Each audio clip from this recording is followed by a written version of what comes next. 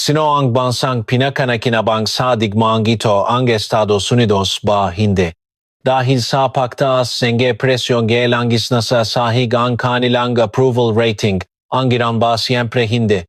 Binobomba sila at kasalukuyang gumuho ang kanilang ekonomiya. Ang sagot ay Israel. Tinaman nila ang mapasilida ng nuklear ng kanilang mortal na kawe na Iran, ipinamalas ang kanilang lakas militar sa buong mundo at nalutas ang usaping nakabinbin ng 30 taon. Ayon sa survey ng Israel Democracy Institute noong Marso, 93% ng mamamayang Hudyo sa Israel ang sumusuporta sa digmaang ito.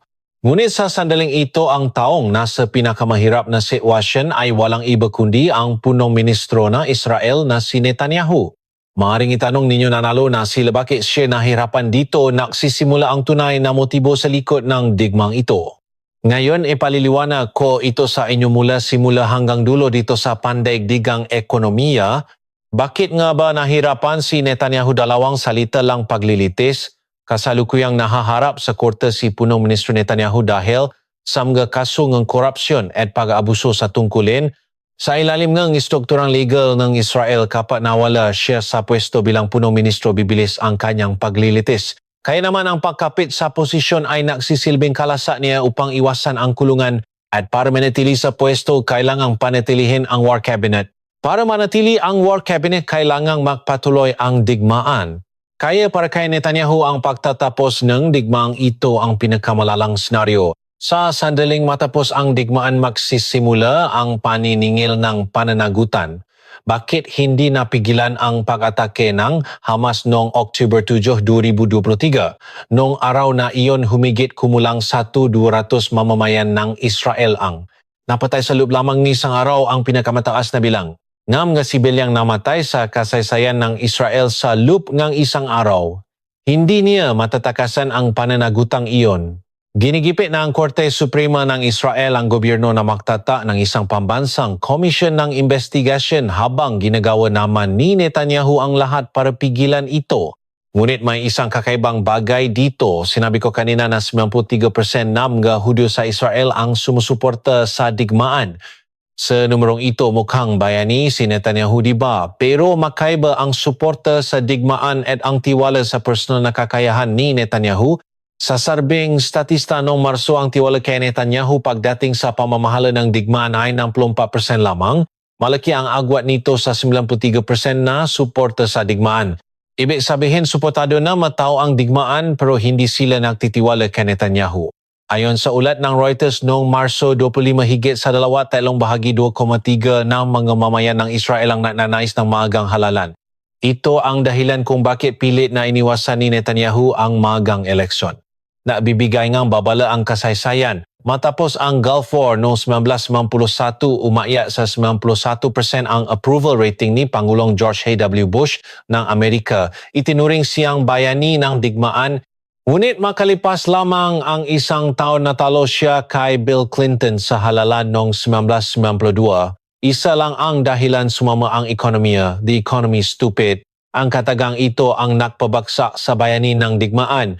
Alam ni Netanyahu ang bita na ito kaya kailangan niyang patagalin ang digmaan. Noong una, inaasahan ng Israel na mapapalitan ang rehimen sa Iran sa pamamagitan ng pambobomba. Ngunit matapos ang isang buwan, nagsimula silang mag-alala. Ayon sa kolumnistang si Ben Caspit ng pahayagang Maarif, maging ang matataas na opisyal ng gobyerno ng Israel ay nahihirapang hulaan kung ano ang mangyayari sa hinaharap. Dahil dito, binabago ng Israel ang kanilang estratehiya. Sa halip na biglang papalit ng rehimen, gumagawa sila ng mga kondisyon para kusa itong gumuho. Hindi nila tinatapos ang digmaan, sa halip patuloy nilang pinapahina ang Iran. Gusto ni Trump na tapusin na ito habang gusto ni Netanyahu na patagalin pa, makakampi sila pero makaiba ang direction. Bakit gustong tapusin ni Trump ang digmaan? Dahil sa kanyang approval rating na nasa 36% na lamang ayon sa survey ng Reuters at Ipsos noong Marso 24. Pumasa ito ng 4 na puntos sa loob lamang ng isang linggo. Isinulat naman ng USA Today na 62% ng mga Amerikano ang tutol kay Trump. Bakit ito bumabaksak? Dahil sa presyo ng langis. Dahil sa pagkakabulok sa Strait of Hormuz, ang presyo ng langis na dating 70 kada barles ay pumalo sa Yuzon Ito ay tumaas ng higit 40% sa loob lamang ng 2 linggo. Naglalabas ng malaking pera ang mga Amerikano sa mga gasolinahan at direkta nitong kinakain ang suporta kay Trump. Ang 2026 midterm elections ay malapit na. Mas tinitingnan ng mga botanteng Amerikano ang kanilang pitaka kaysa sa ideolohiya. Kapag tumaas ang presyo ng langis, nagbabago ang isip ng mga botante. Sa ganitong takbo, maring mawala sa kanila ang House of Representatives na gagawing lame duck ang administrasyon ni Trump sa natitirang termino nito. Alam ito ni Trump, kaya ang ginamit niyang baraha ay pagbabanta. Pero ito ay isang kakaibang pagbabanta. Kapag hindi binuksan ang Hormuz, bubombahin ko ang lahat ng pasilidad ng enerhiya. Nabigay siya ng deadline na 48 oras. Pero sa katunayan na extend ito ng 5 araw at noong Marso 26 ay dinagdagan pa ng 10 araw, kaya ang huling deadline ay sa Abril 6 alas 8 gabi Eastern Time sa Amerika. Kinumpirma ito ng Guardian, PBS at CNBC. Isipin ninyo, kung talagang gusto nilang umatake, hindi kailangan ng 48 oras. Sa lakas ng milita ng Amerika, ilang minuto lang ang kailangan para wasakin ang isang pasilidad ng enerhiya sa Iran. Ang pag-extend ng 2 beses ay senyalis na ayaw nilang umatake. Dahil kapag umatake sila, lalong tataas ang presyo ng langis. Kapag tumaas ang langis, lalong babaksa ang approval rating at matatalo sila sa eleksyon.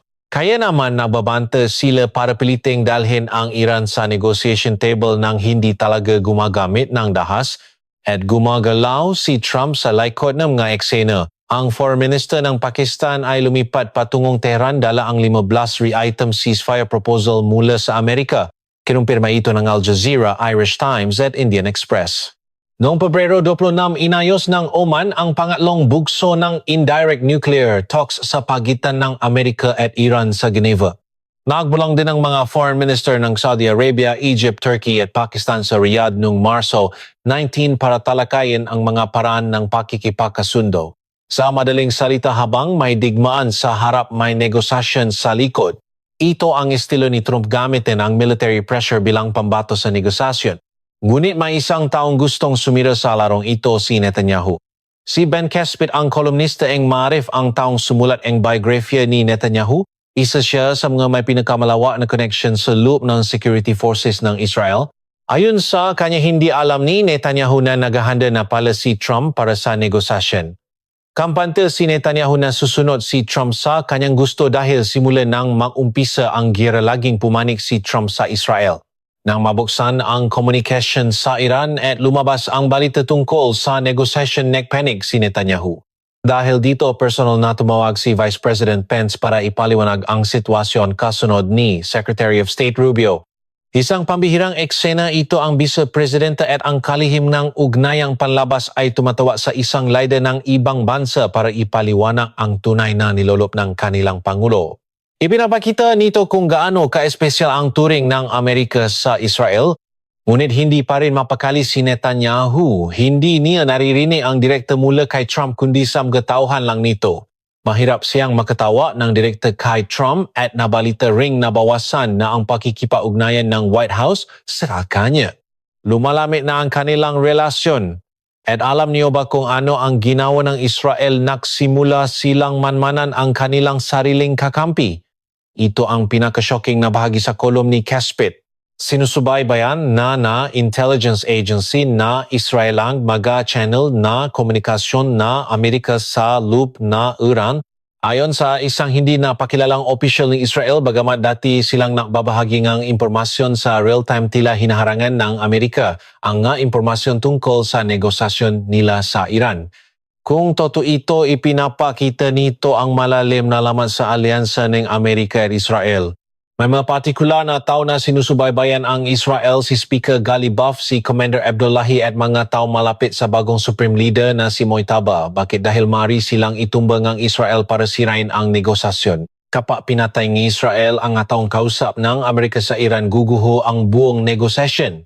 May ebidensya na barito nang magdeklara si Trump ng 1-0 aron extension sa paginto ng pag-atake sa enerhiya noong Marso 26. Agad na binomba ng Israel ang Bushehr Nuclear Plant at Khuzestan Steel Mill. Binalewala nila ang utos klang Amerika.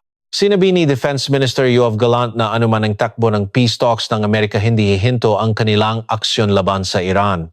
May mga ulad din na gumagamit ang Israel ng mga network sa loob ng Amerika para siraan si Vice President Pence na pabor sa negosasyon.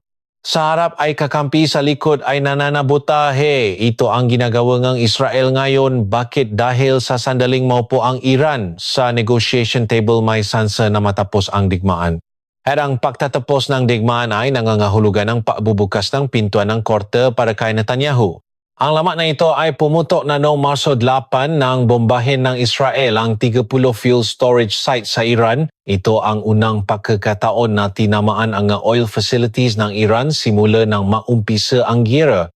Sinabi ni Trump na hindi namin alam ito, pero agad siyang pinasinungalingan ng Axios at New York Times na nagsasabing may paunang abiso ang Israel. Ang totoo ay mas malawa ang binumbang Israel kaysa sa inaasahan ng Amerika, kaya nahugas kamay si Trump at lihim na pinasabihan ang Israel na huminto na. Ngunit hindi huminto ang Israel. Gumanti ang Iran sa pamamagitan ng pag-atake sa Ras Laffan LNG facility sa Qatar. Nawala ang 17% ng export capacity ng Qatar sa isang iglap. Aabutin ng 5 taong paramayos ito at may luging $20 bilyon kada taon. Malaking epekto ito sa buong mundo, lalo na sa mabansa gaya ng South Korea na umaangkat ng LNG mula sa Qatar. Ito ay resulta ng sariling desisyon ng Israel na hindi kontrolado ng Amerika. Ipinapakita nito na nawawalan ng hawa ang Amerika sa Israel. Gusto ni Trump negosasyon para mapababa ang presyo langhis, pero gusto Israel na patuloy na lumaban. Bakit hindi sumusuko ang Iran sa kabila ng pagbagsak ng kanilang ekonomiya? Tingnan natin ang mga numero. Ang opisyal na palitan ay 42,000 rial bawat $1 pero sa black market ito ay 1,057 milyong rial, 33 beses ang agwat isipin niyo kung ang sahod niyo ay pareho pa rin, pero ang presyo ng bilihin ay tumaas ng 33 beses. Maraming bangko ang naksara ng ang serbisyo at ang mga tao ay hindi na makakuha ng sarili nilang pera. Gayunpaman, hindi sila sumusuko dahil sa tatlong dahilan. Una, ang kolektibong alaala ng 1979 Revolution, ang pagkakakilala nila bilang bansang hindi nakpapasakop sa mga dayuhan. Pangalawa, ang muscle memory mula sa 8 taong digmaan laban sa Iraq, kung saan nabuo ang basis militar na hanggang ngayon ay nakatanim sa bawat sulok ng lipunang Iran. At pangatlo, ang teolohiya ng pagiging martir sa Shia Islam. Ang paghihirap at kamatayan sa digmaan ay hindi itinutring na pagkatalo kundi isang banal na sakripisyo. Nang mamatay ang Supreme Leader na si Khamenei sa isang airstrike noong Pebrero 28 kasama ang kanyang pamilya, agad itong ginamit ng Iran bilang kwento ng pagiging martir para paisain ang mga tao. Ngunit may lamat din sa loob ng Iran. Noong huling bahaging 2025 hanggang 2026, nagkaroon ng malalaking kilos protesta dahil sa ekonomiya. Ngunit nang magsimula ang pambobomba mula sa labas, ang galit sa gobyerno ay naging galit sa dayuhan. Ang pambobomba ng Israel ay nagsilbi pang pandikit sa nakakabita-bita na lipunan ng Iran. Bukod dito, hindi rin nagtitiwala ang Iran sa Amerika dahil sa tuwing may negosyasyon, doon din nagsisimula ang pag-atake. Para sa kanila, ang negosasyon ay pampalipas oras lang ng Amerika habang naghahanda ng susunod na banat. Dito pumapasok ang drama ni Speaker Ghalibaf, isang matinding anti-West sa publiko, pero nabalitaang ang kanyang pamilya ay nag-apply ng visa sa France. Ito ang hipokrisya ng mga elite sa Iran, sumisigaw ng laban habang ang pamilya ay pinapaalis sa bansa. Gayunpaman, siya ang tinitingnan ng Amerika na pwedeng makanegosasyon, at kung itumbas siya ng Israel, mawawala ng baraha ang Amerika. Sa huli, ang pinakasentro ng lahat ay ang 80 bilyon. Ito ang frozen assets ng Iran sa ibang bansa. Kung hindi ito mapapakawalan, hindi makakaahon ang ekonomiya ng Iran. Lahat ng hiling ng Iran gayang soberanya sa Hormuz ay mga taktika lang sa negotiation o anchoring. Ang tanging gusto talaga nila ay ang pera. Alam ito ng team ni Trump, kaya bumubuo na sila ng senaryo para rito. Paano ito nakakapekto sa atin? Higit 70% ng ating inaangkat na langis ay galing sa gitnang silangan. Kapag tumaas ang presyo ng langis, tataas ang lahat mula sa pamasahe kuryente hanggang sa presyo ng bilihin sa palengke. Ngunit kung makakaroon ng kasunduan at mawala ang mga parusa sa Iran, bubuhos ang 1.6 bilyong bariles ng langis sa merkado na magpapabagsak sa presyo. Magbubukas din ang merkado para sa muling pagtatayo ng Iran Reconstruction na isang malaking oportunidad para sa ating mga kumpanya sa construction, medisina at teknolohiya. Ang Abril 6 ang unang mahalagang petsa. Narito ang tatlong posibleng senaryo. Bahagyang kasunduan magbubukas ang Hormuz, bababa ang presyo ng langis at makakahinga ang ating ekonomiya. Kabiguan ng negosasyon itutumba ng Israel ang mga kausap ng Amerika, magpapatuloy ang tension at maaaring makdeklara ang Iran na sila ay may nuklear na armas na. Ito ang pinakamalalang senaryo. Status quo, walang kasunduan pero wala ring malaking gera. Patuloy na pahinaan ng Israel ang Iran habang ang presyo ng langis ay mananatiling mataas sa 85,800 sa ngayon umasa ang merkado sa unang senaryo. Ang tunay na variable dito ay hindi lang ang Amerika o Iran kundi ang labanan sa pagitan ni Trump na gustong tapusin ang gulo at ni Netanyahu na gustong ituloy ito para sa sariling interes. Ngayong alam niyo na ang tunay na kwento, mas maintindihan niyo na ang mabalitang lalabas sa masusunod na araw. Kung nakatulong ang videong ito, huwag kalimutang mag-subscribe at i-like ang aming channel, ang Panday Digang Ekonomiya. Maraming salamat sa panonood.